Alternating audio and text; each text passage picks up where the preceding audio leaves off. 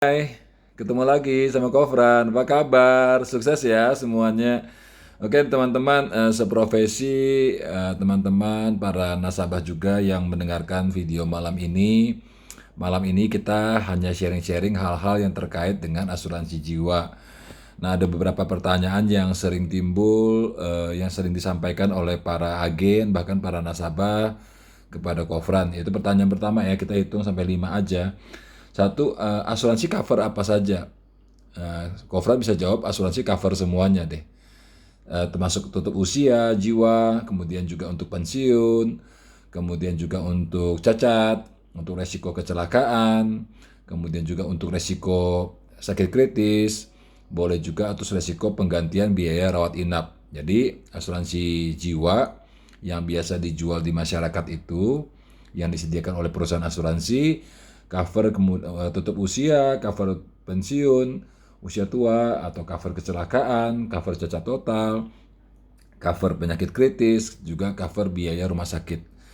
Selain itu juga asuransi jiwa juga membuat planning tentang pendidikan anak ya, itu juga bisa diberikan oleh produk-produk asuransi jiwa. Nah, pertanyaan kedua, bagaimana klaimnya ya? Ribet nggak sih ketika misalnya kalau kita beli asuransi? Teman-teman, klaim ini kalau nggak tahu caranya jadi ribet sebenarnya. Jadi buat teman-teman yang rekan-rekan muda yang ingin beli asuransi, pastikan tahu dulu bagaimana tata cara klaim. Kalau asuransi kesehatan sekarang sering banyak pakai kartu, itu sistem cashless.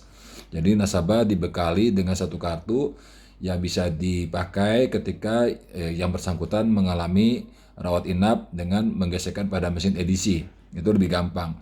Tapi untuk klaim meninggal dunia, ya teman-teman harus mempersiapkan akte kematian, kemudian mempersiapkan KTP ahli waris, KTP tertanggung, KK, kartu keluarga, kemudian akte nikah, ya, segala kelengkapannya untuk mengajukan klaim itu harus lengkap ya kan, termasuk polis asli ya kan. Jadi teman-teman supaya tahu untuk kesehatan mungkin pakai kartu ya kalau di rumah sakit yang kerjasama, tapi kalau di rumah sakit yang bukan rekanan maka klaimnya reimburse. Tapi kalau untuk klaim kematian, ya harus mempersiapkan seluruh dokumen yang dibutuhkan untuk pengajuan klaim. KTP, ahli waris dan tertanggung, kartu keluarga ahli waris tertanggung, surat nikah jika suami istri, kemudian juga surat pengajuan klaimnya, surat keterangan dokter yang menyebutkan alasan penyebab kematiannya, itu semua harus lengkap. Jadi teman-teman, klaim tidak ribet kalau Anda tahu, dan pastikan Anda punya agen yang bisa membantu Anda. Maka perlu sekali untuk beli asuransi dengan memakai agen-agen yang profesional biar teman-teman juga bisa terbantukan dalam mengurus klaim. Klaim manfaat hidup ada juga. Selain klaim resiko, ada klaim manfaat hidup, yaitu tahapan-tahapan yang didapat oleh nasabah pada saat tertentu. Misalnya pada saat pensiun, bagaimana nih dapat tanda tahapannya. Itu bisa diajukan berdasarkan form penarikan investasi juga bisa. Atau form yang diberikan kepada nasabah pada saat jatuh tempo sebuah manfaat kehidupan. Ya, itu bisa. Oke. Yang ketiga, ada yang tanya lagi nih sama Kofran. Kok bagaimana kalau aku beli asuransi, kemudian agennya berhenti? Nah itu. Atau gimana nih cara ngurusnya ketika kita nggak punya agen lagi? Oke, bisa terjadi sih kalau bilang, apakah bisa agen-agen berhenti? Bisa aja, namanya juga agen. Nah, tapi bagaimana caranya kita memilih agen pada saat pertama kali kita mau beli asuransi, itu penting sekali. Nah, harapan saya sih teman-teman melihat kesungguhan agen tersebut dalam menjalankan profesinya, itu penting. Tapi kalaupun dia berhenti, tentunya nanti pihak perusahaan akan mengganti pelayanan kepada Anda dengan agen lain atau leadernya. Itu lebih gampang. Atau kemudian dengan teknologi sekarang sebenarnya setiap nasabah sudah dibekali dengan aplikasi-aplikasi yang bisa membantu jika nasabah memerlukan bantuan dari pihak asuransi. Dan rata-rata pihak asuransi juga sudah menyediakan customer service. Sebenarnya nggak ada masalah. Yang penting gini loh, pada saat kita beli asuransi, kita tahu banget nih manfaatnya. Ya, kita tahu nih cara pengurusannya. Nah, mungkin di dalam hal ini kita sebut kemandirian. Tapi kalau boleh, pilih agen yang baik. Ya, kalau boleh. Jadi beli asuransi bukan karena kenal baik, tapi lihat nih apakah dia menjalankan asuransinya dengan profesional atau enggak, ataukah dia betul bersungguh-sungguh untuk berprofesi sebagai agen asuransi. Itu saran dari Kofran ya. Kemudian kalau yang keempat, bagaimana kok jika pada saat masa pembayaran premi ternyata nasabah tidak sanggup bayar lagi karena mungkin di PHK, karena mungkin usahanya lagi bermasalah, itu bagaimana caranya? Oke. Nah teman-teman, kalau itu terjadi biasanya nih beberapa alternatif akan diberikan pihak asuransi kepada pihak klien. Misalnya contoh, apakah ditawarkan cuti premi untuk polis-polis unit link, itu boleh. Ataukah sementara nasabah hanya bayar cost of insurance-nya saja, itu boleh juga. Jadi nasabah tidak bayar premi seutuhnya yang setelah dijadwalkan, tapi dia sementara bayar cost of insurance-nya saja. Nah, di dalam produk tradisional ada bantuan dari pihak asuransi, yaitu automatic loan. Jadi mereka bisa meminjam nilai tunai yang terbentuk untuk membayar asuransinya. Itu boleh. Itu boleh terjadi. Jadi ketika nasabah tidak mampu bayar, pihak asuransi sudah menyediakan sarana-sarana yang bisa dipakai oleh klien untuk tetap mempertahankan polis yang telah dibeli.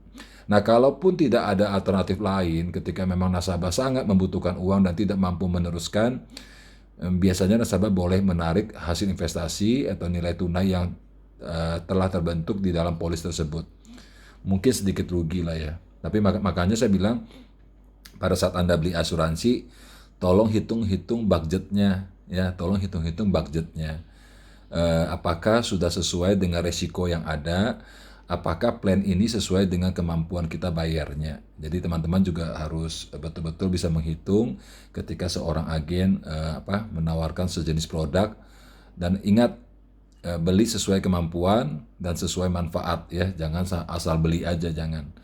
Kalau Kofran anjurkan, mungkin bisa berkonsultasi dengan agen-agen yang mungkin telah dikenal sebelumnya lebih senior. Ya, jadi mereka juga bisa memberikan saran yang baik supaya teman-teman tidak terjadi gagal bayar. Tapi kalau terjadi pun gagal bayar, beberapa alternatif sudah disediakan oleh pihak asuransi dan pihak agennya profesional ya. Oke, thank you.